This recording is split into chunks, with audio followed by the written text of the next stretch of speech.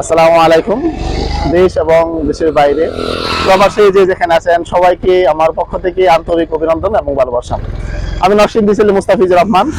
দীর্ঘ 8 মাস আগে আমি এই রাস্তা দিয়ে এসেছিলাম। আমার মনহরদি থেকে হাইওয়ে রাস্তা চলে গেছে কিশোরগঞ্জের দিকে, তো সাগরদী বাজার হয়ে। আসলে যখন আমি ছিলাম দেশে তখন এই রাস্তাটা একদম কাঁচা ছিল, চারদিকে খুব মনোমুগ্ধকর একটি পরিবেশ।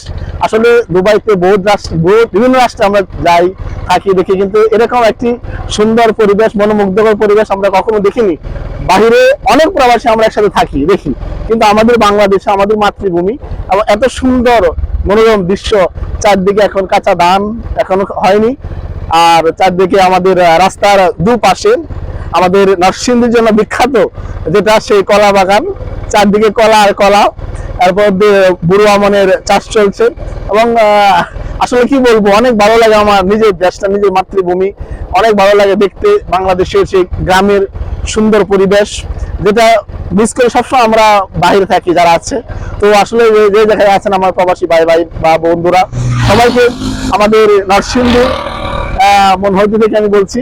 আমি নরসিংদীর ছেলে, মনোহরদি থেকে বলছি। আমি বলছি একটা কথাই বলবো, যারা আমাদের নরসিংদীটা কলার জন্য বিখ্যাত, নরসিংদী আর কলা দেখার জন্য আসে। অনেক বন্ধু বান্ধব বলে নরসিংদী কোথায় এত কলা, তো আমি বলবো আপনি অবশ্যই আসেন আমাদের দেশে, আমাদের নরসিংদী আসেন, সব ঘুরে দেখাবো।